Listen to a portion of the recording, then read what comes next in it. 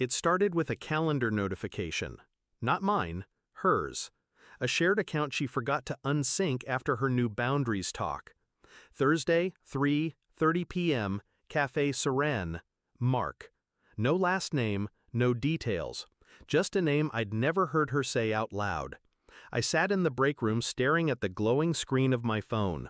Coffee in one hand, her wedding ring in the other. She hadn't worn it in weeks. Marriage should evolve, she'd said over wine 2 months ago. Some couples open things up. Trust evolves too. I said, no.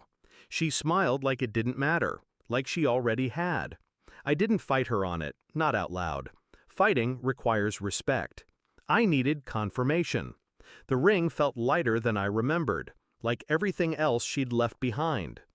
Her name was still attached to HR at my company. She got the job there because I vouched for her, a favor, a backdoor entry. Now she did onboarding, conflict resolution, sexual harassment training. It felt ironic. When I walked into the house that night, she was laughing in the kitchen. Wine again, 2 glasses, only one voice. I didn't go in, just stood by the door, listening. No, he said no. Can you believe that? Still clings to that outdated idea of exclusivity. Her voice dropped low, a whisper that wasn't meant to be intimate, just practiced. I've never even cheated, technically. Technically. That word echoed long after her guest left, long after she came to bed pretending nothing happened. She curled into me like it meant something. I stared at the ceiling. In silence, I began the divorce in my head, filed it beside the silence where love used to live. I played her game. For 3 weeks I smiled. Dinners, chores, shared showers. I let her feel safe, predictable. Meanwhile, I pulled threads. The cafe, her phone, Mark. He was new at the company, marketing, transferred from corporate, single, flirtatious. Every time I saw him, he acted like we'd never met. I applied for admin access to our building's card swipe system, justified it under security audit. Monday, her card, floor 9, private meeting rooms. Mark's was there too. Same time, every time. I printed the logs, bought a burner phone, set it up in her car, micro camera beneath the dashboard. Day 3, I watched him kiss her neck. She smiled like it was normal, like we'd never mattered. I stared at the screen until my knuckles turned white. But still, I waited. Because catching someone isn't justice. Ending them is.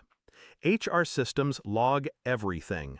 Messages, calendar syncs, security requests, even private Teams chats. She never logged out of the work account on our shared laptop. I watched her coordinate hotel rooms under fake training events, watched her lie to women she hired, manipulate younger staff, shield Mark from complaints with phrases like, "That's not actionable," or "Let's keep this internal." She wasn't just cheating on me, she was protecting a predator. I built a file, screenshots, logs, videos, a 6-month tapestry of ethical rot. Then I walked into HR and dropped it on her desk. She looked up, smiled, then saw the file name, Exit Interview Amanda C. I said nothing. She opened it, page by page, face draining color by color. When she looked up again, I was already gone.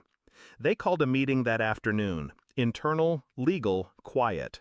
By Thursday, she was suspended pending investigation. Mark was gone by Friday. No goodbye party. She came home trembling, asking how they knew. I didn't speak. I slid the divorce papers across the table. Her pen was already there. You did this?" she whispered. I looked at her. "No," I said.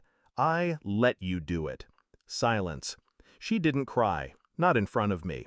Just sat there, naked, exposed, irrelevant. I stood, walked out, left her sitting in the home she fought to control. She used to say she liked power. Now she knows what it feels like to lose it. I changed my number, blocked hers, took the job overseas. She tried to call once from her sister's phone. I didn't answer.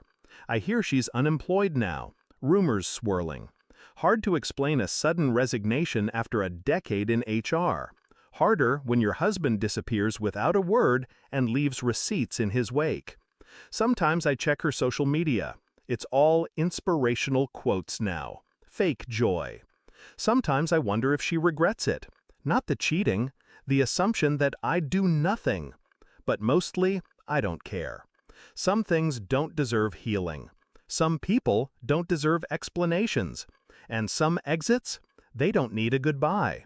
Just a closed door.